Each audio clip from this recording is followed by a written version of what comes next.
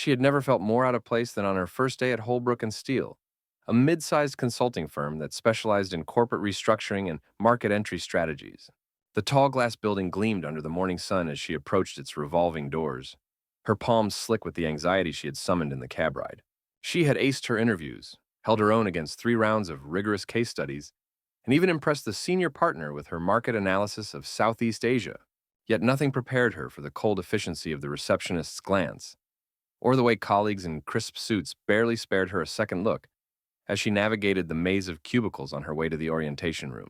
Her name was Priya Patel, recently graduated from a top business school in New York and armed with a dual degree in international relations and finance. She carried herself with quiet confidence, rooted in the knowledge that her background, first-generation Indian American who had grown up in a small Midwestern town, would give her a unique perspective in a firm that catered to a global clientele. But as she listened to the welcome speech and the company's values, collaboration, innovation, client focus, she felt uneasy. The faces around her were uniformly white, the accents uniformly American, and the corporate jargon echoed a worldview that seemed built for people whose experiences began at Ivy League campuses and summer internships at hedge funds.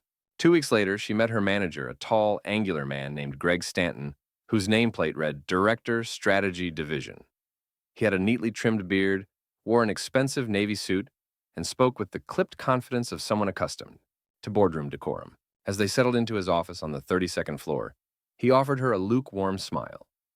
"So, Priya," he began, leaning back in his leather chair and steepling his fingers, "we've reviewed your background. Impressive credentials, but I have to be honest.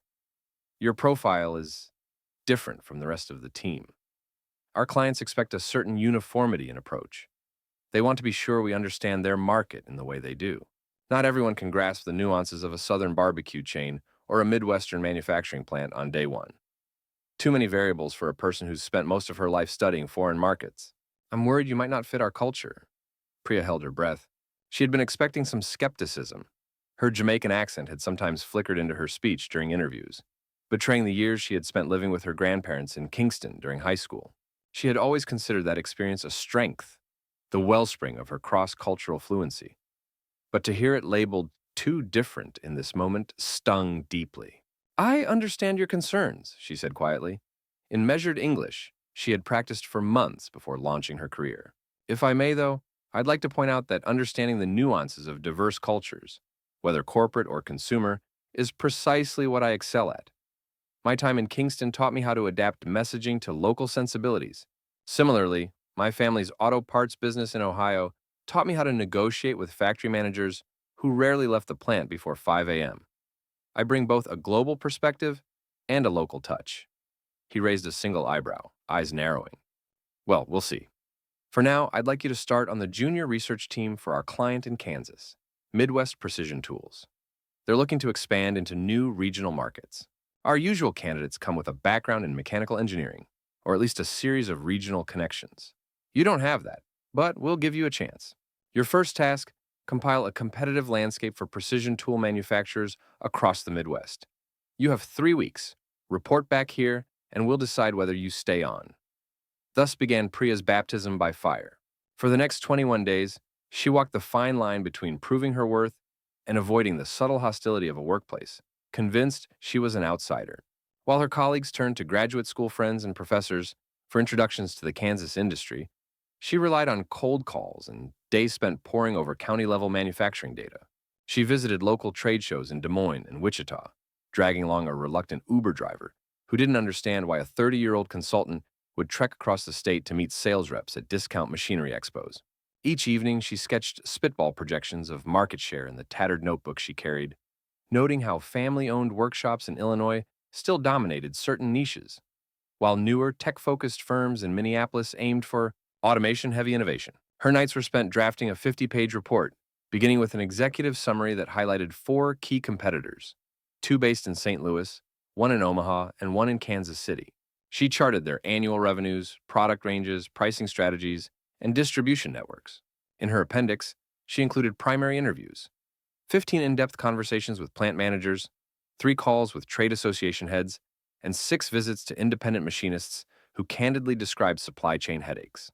By the end of the 3rd week, she'd fashioned a slick PowerPoint with slides color-coded by region and a comprehensive competitive matrix. On the 20th day, she emailed her draft to Greg.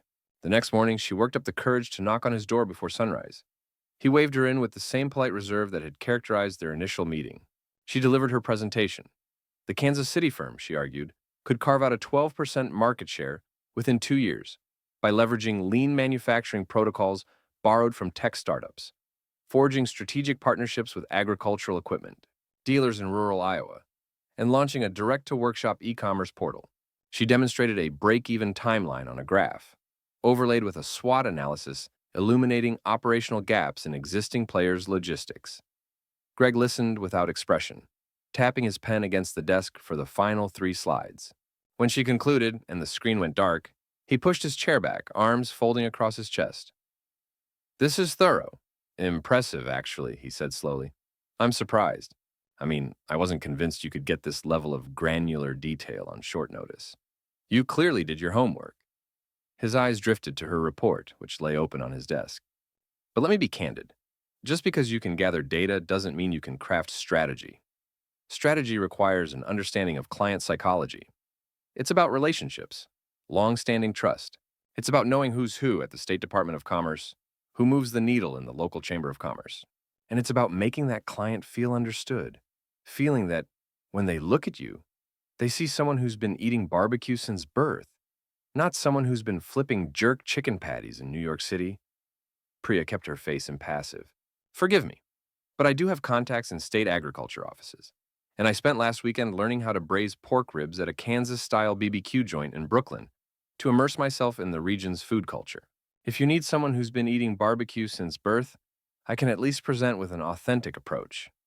He blinked as though he'd never imagined such a counter-argument. He picked up the cover letter of her report as if reading it for the first time. "Okay, I'll admit that's creative. We'll see how the client responds. If they bite, you'll have another assignment. If not, well, we'll cross that bridge." 2 days later, he summoned her to the conference room. As she entered, she saw Oscar Jensen, the senior partner who had led her final interview. He glanced up and nodded curtly. "Priya," he said, his voice low but approving. "I've been in touch with the president of Midwest Precision Tools, Mr. Ron Whitaker.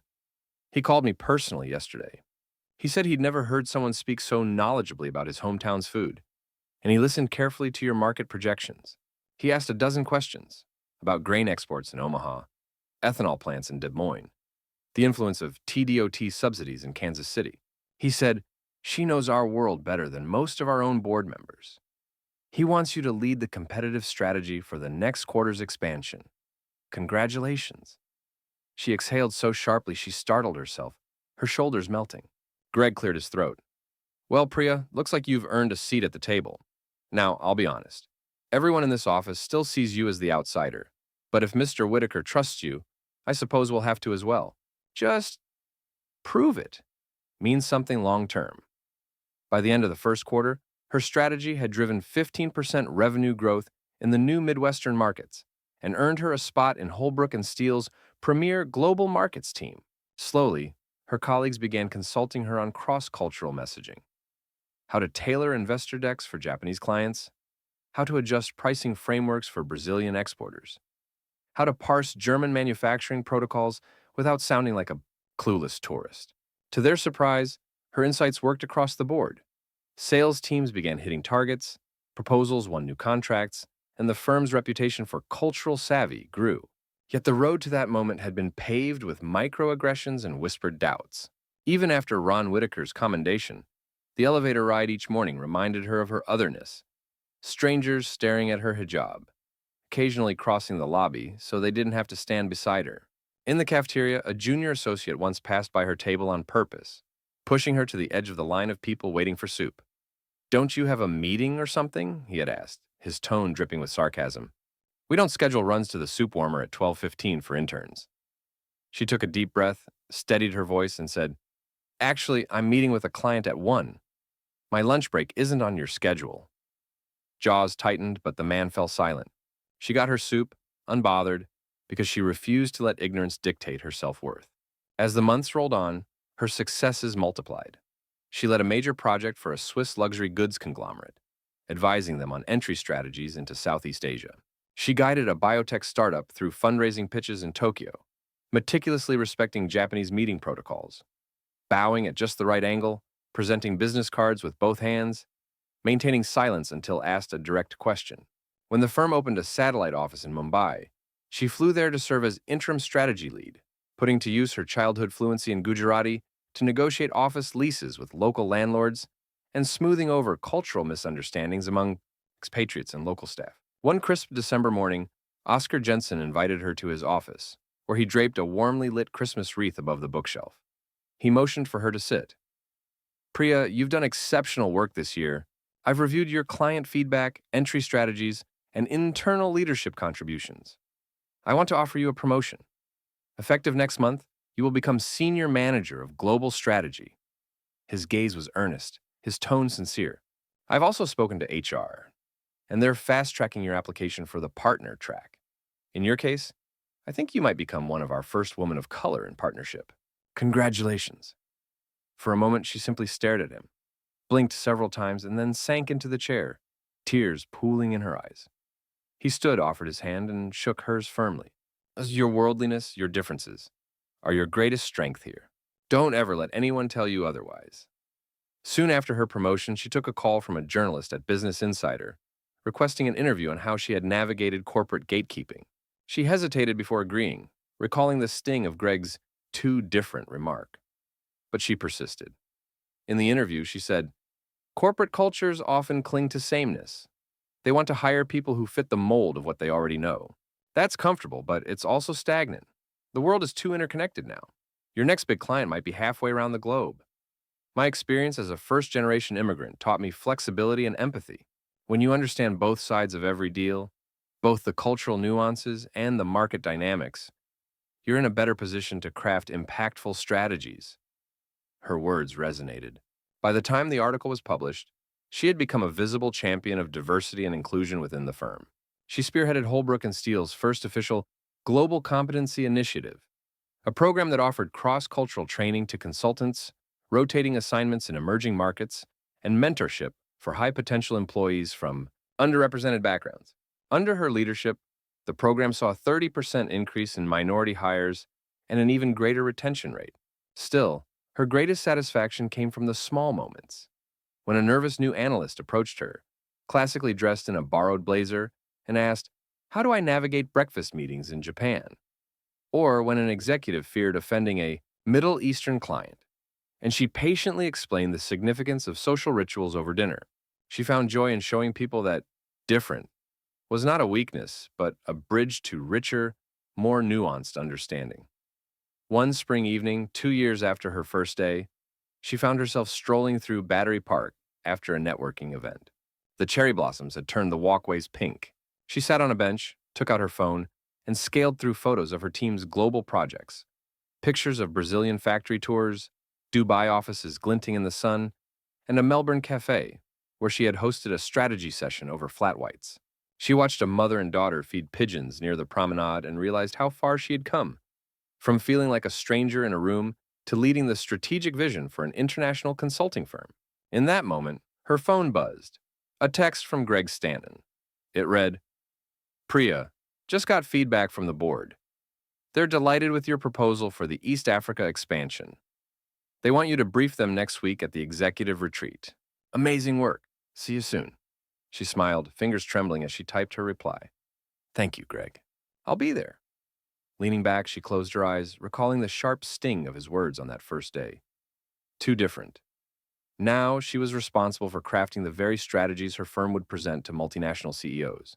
No longer was she boxed in by that dismissive label. Instead, she had harnessed her differences as her greatest asset.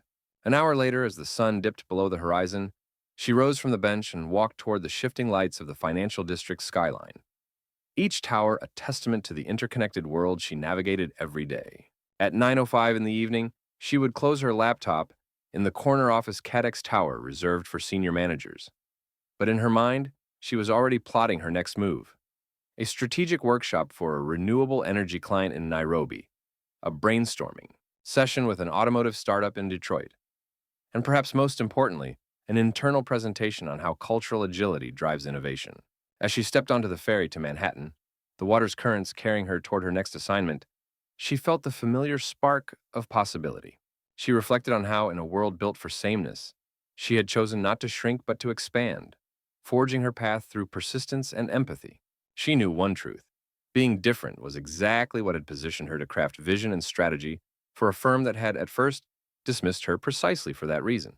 And now, 2 years later, she would ensure that no one in Holbrook and Steel or anywhere would ever hear, "You're too different," without understanding that different was the root of real transformative strength.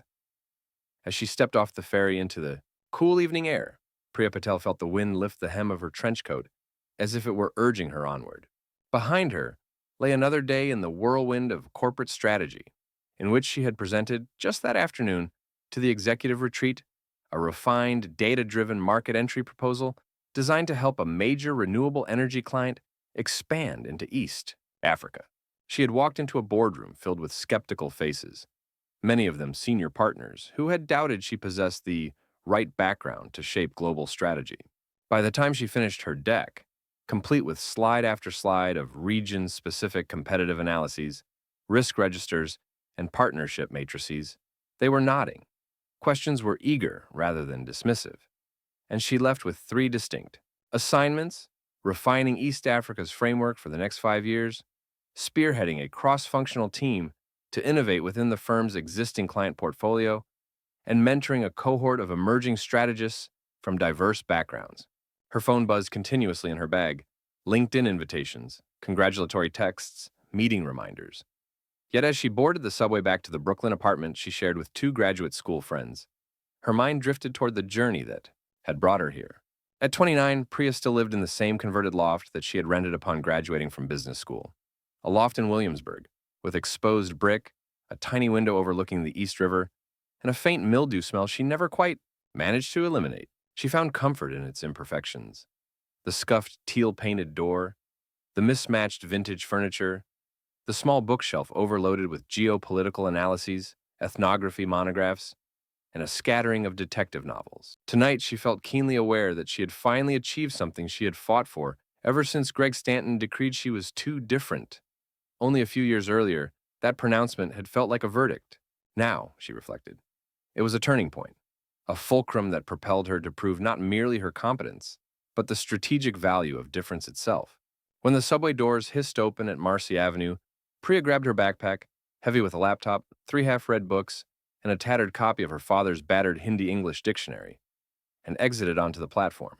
Dizzy lights overhead flickered briefly as she ascended the stairs, emerging into the glittering night that New York City always seemed to offer. She hailed a Lyft, glancing at the driver in the rearview mirror, a young man with a low-fade haircut, wearing a Mets cap and an expression of intense concentration as he typed in the address for her apartment. "Traffic's tough tonight," he said, eyes back on the road, "but you'll make it home in 25 minutes. Priya sifted her thoughts as the car rumbled across the Williamsburg Bridge. After months of nonstop work, she had promised herself a few hours of rest. True rest, in which she would do nothing more taxing than read a novel or watch a detective show, without simultaneously drafting a client brief in her head. As the car turned onto Bedford Avenue, Priya spotted the cafe where she and her two roommates, Aisha, a political science PhD candidate, and Mark, an emerging playwright, often met for weekend brunches. Tonight it looked closed, dark, with a single chair stacked atop the table and a "Gone to the East Coast Film Festival" note taped to the window. She felt a wave of longing for their Saturday morning ritual: pile of blueberry pancakes, endless debate about global politics, and overheard show tunes from the budding off-Broadway community. She smiled, recalling how, 6 months ago, she had been too consumed with work to join them, yet they had left her a stack of their favorite New York Times crosswords to do when she finally took a break. They had framed bottles of kombucha from the local brewery on her kitchen counter, a reminder that you are more than your job. Tonight, she resolved, she would honor that. The lift clipped to the curb outside her building, and she paid with a quick swipe. "Thanks, man," she said, sliding out onto the sidewalk. "Keep the change." The driver nodded, and she trudged up the cracked stoop to her building's chipped red door. She had memorized the combination to the keypad, 4186, even on days when her head felt too full to register numbers. She tapped it in, and with the whirl of locks disengaging, the door swung open to the narrow corridor that stank faintly of damp carpet and cooking spices from the apartment next door. She climbed to the third floor, reached her apartment's battered wooden door, and coaxed it open. Inside was dim.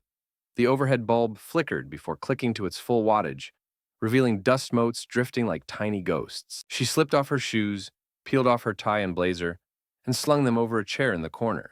The kitchen was cluttered with a pile of dishes, coffee mugs with lipstick stains, empty cereal bowls, a frying pan crusted with leftover scrambled eggs from 2 nights ago.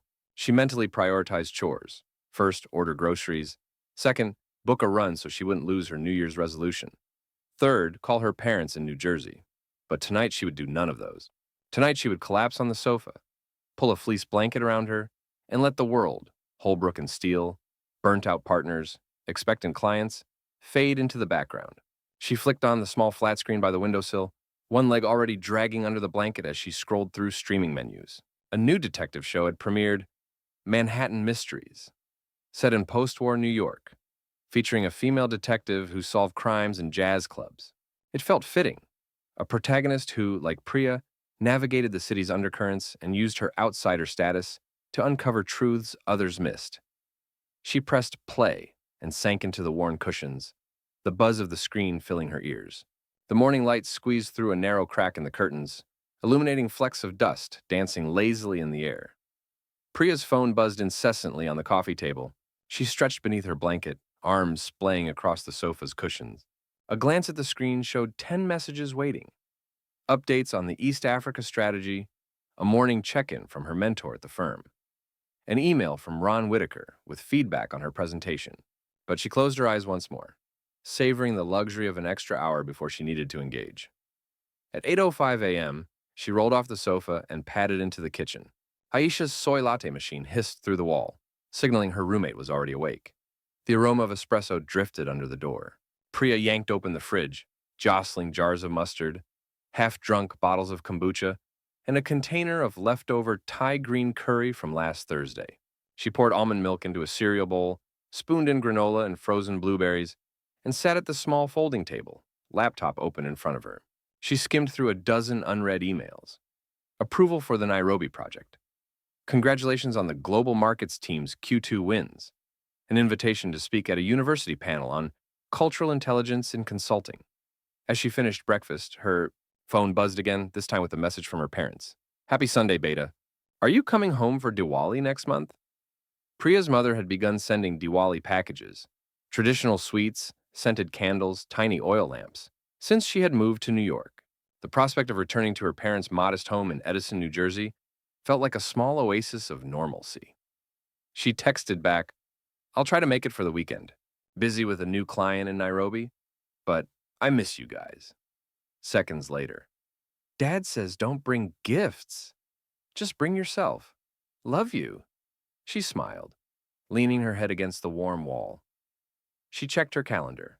Monday morning, 9 a.m. Video call with Nairobi team. Tuesday, flight to Detroit for a midweek workshop. Thursday, internal dinner with the Global Competency Initiative leaders. Friday, meeting with the 2 new minority associates she was sponsoring. A hearty yawn escaped, and she wanted to collapse again, but she steeled herself with a sip of strong coffee. Enough leisure, time to get dressed, shower, and join Aisha for their usual Sunday walk in McCarran Park. The therapist she had consulted last year had stressed the importance of routines. By 10 a.m., she and Aisha, bundled in leggings and puffy vests, ventured onto the jogging path lined with silver birches. They moved at a brisk walk rather than a jog, talking easily about life outside corporate walls.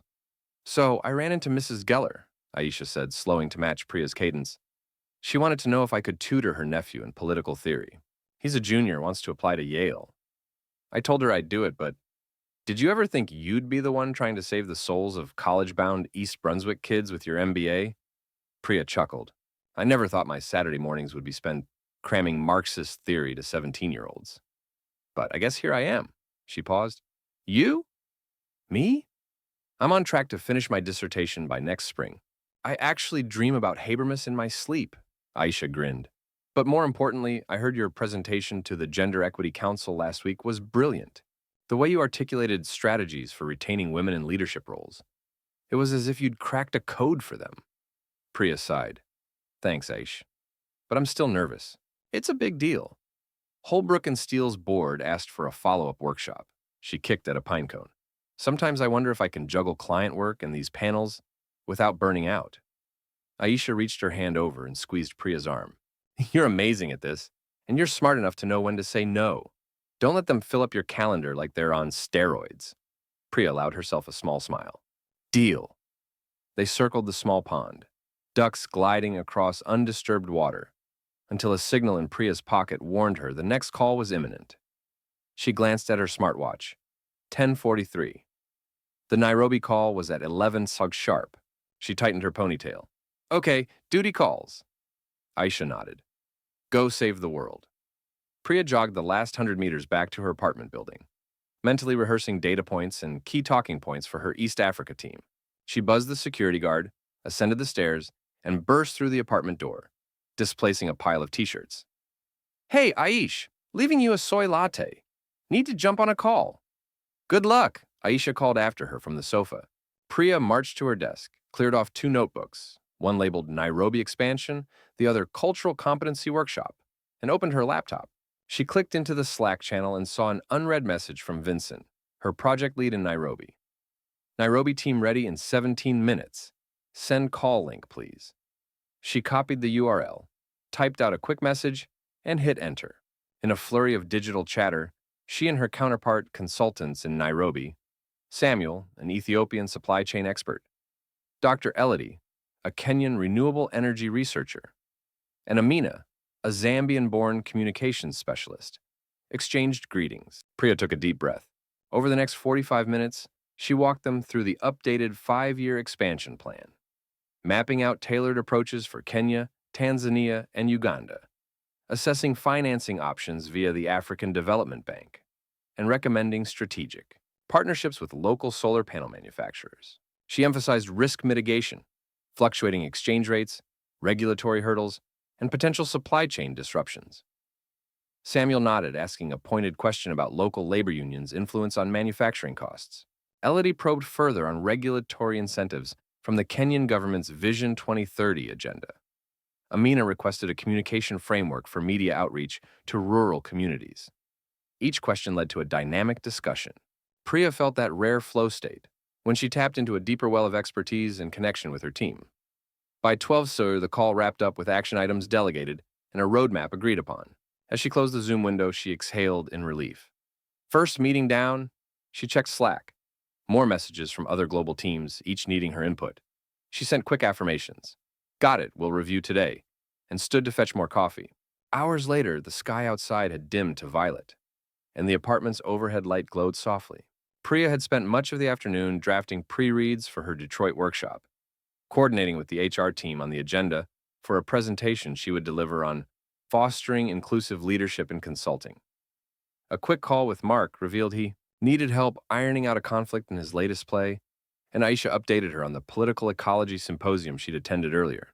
But the centerpiece of her evening would be the internal dinner with the Global Competency Initiative team, a small group of 6 colleagues gathering at a private room in a French brasserie in Soho. She switched her blazer for a black wrap, exchanged her flats for modest heels, and jotted a few final notes on her laptop. Then, she tucked a pen behind her ear and made her way to the 14th Street L train, texting Greg Stanton for a confirmation. Looking forward to discussing talent pipeline tonight. See you at Chez Rousseau at 7? He replied within seconds.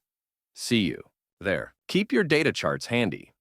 At 7:05, she stepped into Chez Rousseau, a dark wood-paneled room scented with rosemary and the faint clatter of cutlery, and spotted Greg already seated at the corner table. 4 other colleagues were there. Vincent Hartley, Director of Human Resources, an imposing figure with wire-rimmed glasses and a penchant for well-tailored suits. Cynthia Wu, a partner in charge of European markets, whose smooth Mandarin-accented English belied a lifelong devotion to cross-cultural diplomacy. Daniel Dan Mercado, a senior associate with an edge of bravado, whose Latinx heritage he seldom disclosed, but who now proudly joined the Global Competency Initiative as co-lead. Rachel Green, a fresh consultant eager to absorb best practices, recently moved from the West Coast and brimming with enthusiasm for data-driven inclusion strategies. Though they all shared a vested interest in diversity and inclusion, the reality of aligning their agendas had proven trickier than expected. To settle the awkward hush, Greg reached for the wine list, cleared his throat, and waved to the server. Champagne, please. It's been a long week. He turned to Priya. Glad you could make it. We've been eager to get your perspective on this. Priya sat, exhaled, and replied, Thanks for inviting me. I've prepared some slides and data points about our recruiting pipeline and retention metrics. I think we need to look at not just who we hire, but what career paths we create once they're here. She opened her laptop and projected a chart on the small screen monitor that hung from the wall.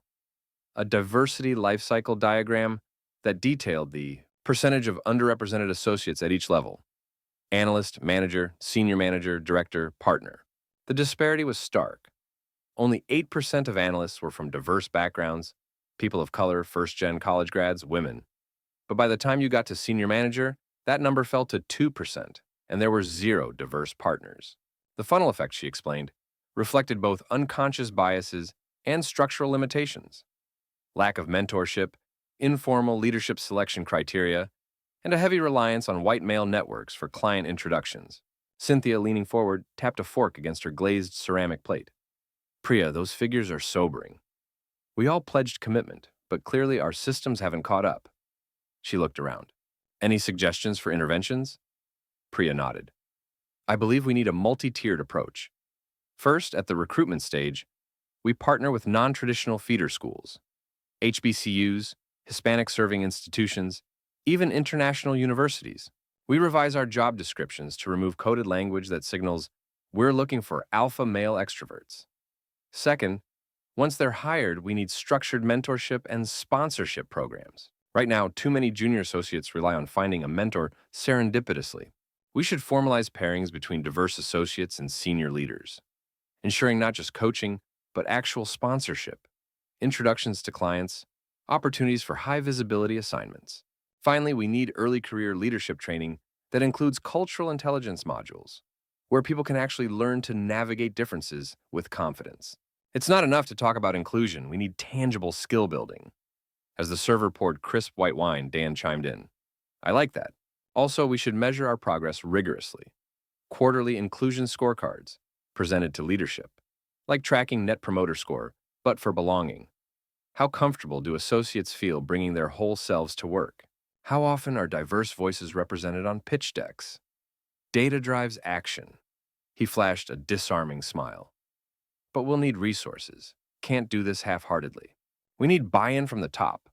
Budget, training partners, maybe even an internal audit of who's getting invited to the high-stakes client dinners. Vincent nodded. Agreed. I'll budget for an external consultant who can evaluate our processes, from interviews to promotions. But I want to keep us accountable. Perhaps publish quarterly updates on our internal website so everyone can see where we stand. Rachel, jotting notes frantically, looked up. This is incredible. I'm the only woman of color on my team. Having a formal mentor who actually sponsors me to pitch would make a world of difference. She paused, then asked, Priya, would you consider mentoring me? Priya felt a warmth bloom in her chest. Absolutely. I'd be honored. Between bites of coq au vin and crusty baguette, the group sketched out a rough timeline for the next 6 months. April. Launch recruitment partnerships.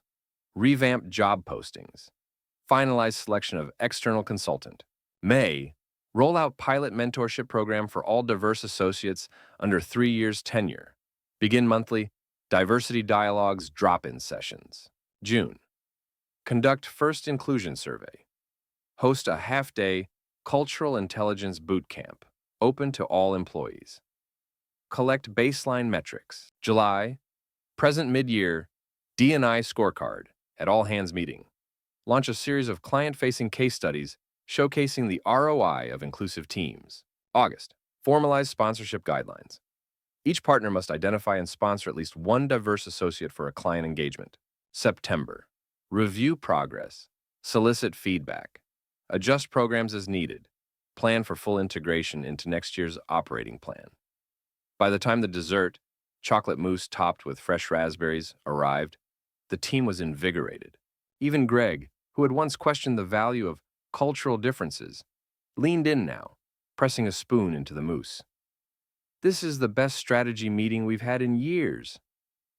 Thank you, Priya. I'd never have figured out these operational specifics without your leadership. She exhaled, exultant. We'll need full support, but I believe we can shift expectations. Inclusion is not just the right thing to do, it's a strategic advantage. Over the next 2 months, Priya's proposals moved from paper to practice.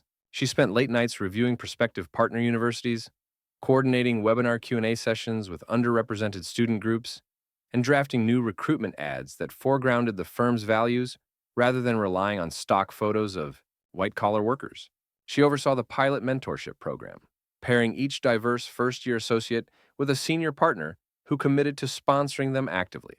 At kickoff, mentors and mentees met in a sunlit conference room, where they discussed icebreakers like, what's one story from your background that shaped your worldview? And which 2 books have influenced your professional identity? A handful of skeptical partners arrived at the first session, but by the end, they were exchanging LinkedIn endorsements and agreeing to include their mentees on upcoming pitches. In early August, Priya flew to Nairobi to oversee the East Africa expansion on the ground. She met with the client's board at the SolarWave headquarters. Green-tinted windows gleamed like emerald scales. In a sleek boardroom overlooking the Nairobi skyline, she presented the Mombasa distribution pilot, a stepwise plan in which the client would partner with local microfinance institutions, train technicians in Turkana to maintain off-grid solar installations and pilot a mobile payment system that allowed farmers to buy solar kits on layaway. She had spent weeks liaising with local experts, meeting with Tanzanian regulators by day, huddling over platters of samosas at night, and hiring virtual assistants in Uganda to scour market data. She spoke in measured, confident Swahili when required, flipping back into English to emphasize key financial metrics: internal rate of return, 15% projected revenue growth, 18-month break-even, 5-year payback. The board, initially skeptical that a New York consultant would get the local context, nodded enthusiastically and signed a letter of intent to move forward with the pilot. As she boarded her return flight, she opened a note from her Nairobi colleague, Elodie. You are one of us now. Thank you for seeing both the numbers and the people. She pressed the note to her heart, grateful that her different background had proved critical. Back in New York by late August, Priya dove into her D&I initiatives with renewed vigor. She reviewed the first inclusion survey results, 103 responses from across North America, Europe, and Asia, finding that only 30% of diverse associates felt they had access to sponsorship. She compiled key findings and shared them with the executive committee, calling for quarterly belonging check-ins to track progress. She rolled out the first cultural intelligence boot camp in early September, where facilitators from the firm's partner organizations, representing Indigenous, Latinx, Asian American, and LGBTQ+ communities, led interactive exercises. One involved role-playing client meetings, in which consultants had to navigate fictional scenarios, negotiating with a Japanese executive who preferred silence, addressing a Scottish investor's blunt, straight-talk style, or understanding the significance of a Black CEO's personal gratitude ritual. By day's end, participants reported improved confidence in cross-cultural collaboration and a deeper respect for differences. That same month, Priya took the stage at Harvard Business School's Women in Leadership Conference, alongside other notable speakers, sharing her journey from being warned she was too different to becoming a senior manager crafting global strategy. Her prepared remarks wove personal anecdotes, like her first trip to the shawarma truck in Brooklyn where she taught herself North African fare, with hard data showing that diverse teams outperformed homogeneous ones by 35% in revenue growth. When she closed with, if you are told you're too different, know that difference is your greatest strategic asset. The audience rose in applause, some wiping tears. Afterward, a young Black woman approached her, asking for guidance on breaking into consulting. Priya handed her a business card. Email me. Let's discuss mentorship and pathways. As autumn leaves accumulated beneath the skyscrapers, Priya felt a sense of momentum within the firm and beyond. Client teams requested her personally, not merely for her technical acumen, but because she understood how to frame solutions in culturally resonant ways. She found herself coaching project teams on how to pitch to a Middle Eastern sovereign wealth fund, anticipating questions about halal compliance and regulatory nuances. She drafted a rapid response framework that integrated legal, cultural, and marketing lenses for clients entering Latin America, Africa, or Southeast Asia. In November, Holbrook & Steele's CEO, Maria Delacroix, himself a second-generation immigrant, announced in a firm-wide email that the company would adopt a new KPI, Culture competence for growth. Starting next year, every engagement leader would be required to include a two-page local market integration plan in their proposals, a brief on cultural norms, key stakeholder mapping, and ethical considerations. He credited Priya as the architect of this KPI. The email read, "Thanks to Priya Patel, we have recognized that cultural agility is not a soft skill. It is a core driver of client success in an interconnected world." Reaction was swift. Consulting blog posts celebrated Holbrook and Steele's commitment to inclusive strategies. Industry analysts noted the firm's rising appeal to Fortune 500 clients, seeking guidance on geopolitically complex ventures. Amid these professional triumphs, however, Priya faced a personal challenge. Her parents' 30th wedding anniversary was approaching, and while they had always been supportive, she realized she had been so consumed by work that she had not visited home in over a year. The thought of flying back to Edison, New Jersey, felt both comforting and jarring. Comforting because of their unconditional love, jarring because of how long it had been since she had tasted her father's homemade aloo gobi or attended the neighborhood Diwali firework display. She booked a red-eye flight for mid-December, determined to honor her roots and reconnect with friends from home, making time to relax and reflect. A week later, Priya stepped off the PATH train at the Newark Penn Station, her backpack full of fresh snow boots and a half-read novel. The air was crisp, tinged with the faint smell of pine from the Christmas tree farms lining the highways. When she arrived at her parents' modest split-level home, a rush of comfort enveloped her. Mismatched sofas, the picture of her grandparents in traditional garb on the mantel, the Christmas lights strung across the eaves. Her mother, in a colorful sari, threw her arms around her, tears catching at her eyes. Her father rubbed the stubble on his chin and hugged her tightly, whispering, "So proud of you, Beta." Over the next few days, she ate until her stomach overflowed, loving home-cooked dishes, received endless photographs from her cousins, and waded into discussions about the state Senate's latest immigration reform. She reconnected with childhood friends, shrugged at their astonished expressions when she revealed her partner trajectory, and laughed at old jokes about who would ride the roller coaster first at the county fair. As she sat on the couch one evening, framed by twinkling lights, she reflected on how different her life was.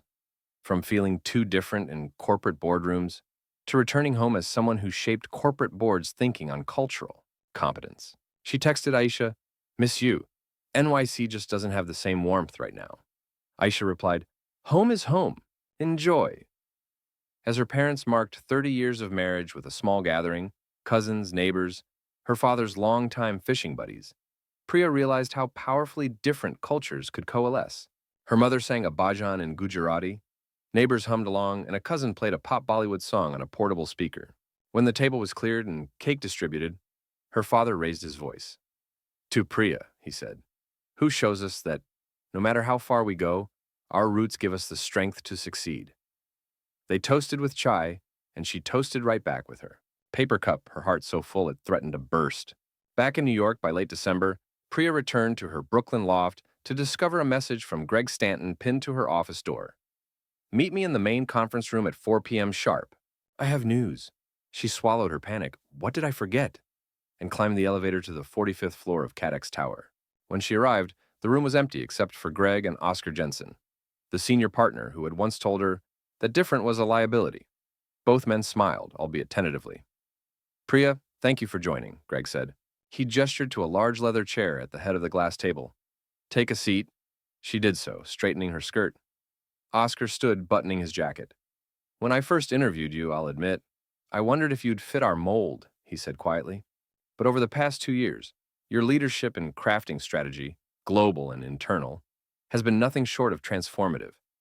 The board and I have decided to make you a full equity partner, effective January 1st. The room went silent. She blinked, mind stunned. I don't know what to say." Her heart thundered. Oscar smiled gently. "Say yes," he said. "You've earned it." Priya exhaled, eyes damp. "Thank you," she whispered. "I'm honored." They shook hands. Firm, mutual respect exchanged in that gesture. As she left the room, her head spun. Outside, the newsroom below glowed with late-night lights, and the hum of the city throbbed at her feet. A memory flickered. Greg's words on her first day, "You're too different." She had spent countless hours refining slides and forging local partnerships to prove otherwise. Now, however, she understood that difference was never a barrier, but rather the crucible in which her resilience, empathy, and strategic vision had been forged. In early January, she walked onto the stage for Holbrook and Steele's annual State of the Firm address. The ballroom was grand. Chandeliers glistened overhead, circular tables were draped in white cloth, and the air was scented faintly with cedarwood and mints. She sat in the front row, nerves fluttering like butterflies. The CEO, Maria Delacroix, climbed the podium, welcomed a crowd of 400 partners, directors, senior associates, and a handful of new recruits, then paused, a smile of genuine warmth crossing her face. Now, it is my great pleasure this evening to recognize the newest partners joining Holbrook and Steele, those who have demonstrated exceptional leadership, innovation, and commitment to our core values. Please join me in welcoming Priya Patel and Karen Thompson. The applause thundered. Priya rose, heart pounding, and stepped to the side of the stage, then marched forward as Maria extended a handshake. They smiled into the camera as leadership portraits were taken. Later that evening, Priya handed her champagne flute to Aisha, who had flown in for the celebration, and whispered, "I did it." Aisha hugged her fiercely. "I always knew you would." As they toasted, Priya looked out at colleagues who once dismissed her, now turning to her for advice. She thought of her parents in New Jersey, executing Diwali lamps for their neighbors, of the Abdi family's festival on Elm Avenue, of the countless clients she had served, not because she fit a mold, but because she brought her lived experiences, cultural empathy, and unrelenting tenacity to bear on every challenge. She realized the journey had never been about proving that difference meant deficiency, but rather about showing that difference, properly understood, was the bedrock of innovation and growth. At midnight, John, her associate from the Tokyo office who had flown in as a surprise, placed a small origami crane in her hand as the band struck the first chords of Auld Lang Syne. Tears pricked her eyes. "This is for luck," he said, smiling. "So you'll soar even higher." As the clock struck 12, the applause rose, and glasses clinked. Fireworks flashed on the video screens around the room, echoing the New Year's celebration across Times Square. In that moment, Priya felt an unshakable sense of belonging and purpose. She had crafted not only corporate strategy, but also a blueprint for remote offices to embrace cultural nuance. She was living proof that too different was simply code for uniquely capable. In the months that followed, she leaned into her partnership fully.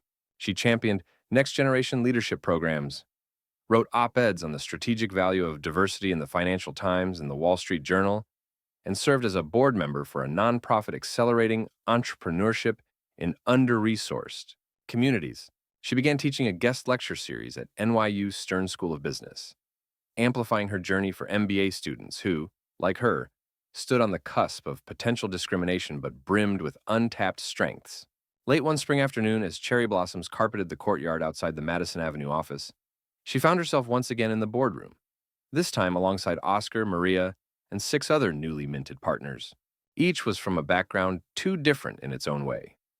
A Korean-American from Queens, a Navajo consultant, a black engineer who had transitioned from tech to strategy, an Iraqi-American who'd fled Saddam's regime, a trans woman who had shaped policies for LGBTQ+ inclusion, and a Venezuelan refugee turned M&A specialist. They gathered around the mahogany table, the city skyline framed behind them, as Maria read aloud. "Our strategic vision for the next decade will center on cultural intelligence as a core pillar of competitive advantage. We will invest in talent from underrepresented communities, build partnerships with emerging—" Priya closed her eyes briefly, breathing deeply. She recalled her first day, sitting in that same room, hearing too different echo around her. Now she watched as the firm pledged to invest in cultural intelligence alongside revenue growth to measure success not only in profits, but also in people's sense of belonging. She felt a swell of emotion, gratitude, triumph, and a responsibility heavier than any strategy deck. When the reading ended, Maria looked around the table and said, "Thank you all for joining me on this journey. It's been said that if you make each person at the table feel valued for who they are, instead of asking them to change to fit the table, you elevate the entire conversation.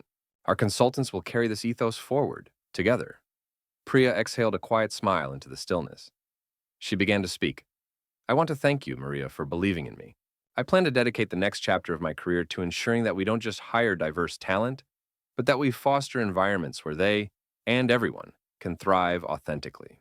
Because as I've discovered, when you build strategies from a foundation of inclusion, you end up with a stronger, more innovative firm, one that can tackle any market, any culture, anywhere in the world. As she spoke, she felt the table's energy shift. Her words were flowing not just to listeners, but to future generations of consultants who would see themselves reflected in her journey. In that moment, she understood her legacy was not measured by billable hours or revenue growth alone, but by the paths she opened for those who, like her, might once have been dismissed as too different. Years later, as Priya stood backstage at the Holbrook and Steele Global Leadership Summit, now as keynote speaker, she glanced at her audience.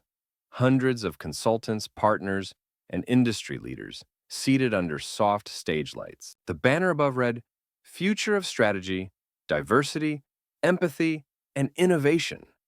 On the stage stood a simple wooden lectern with her name, Priya Patel, Senior Partner, etched in sleek gold letters. A hush fell as she approached the microphone.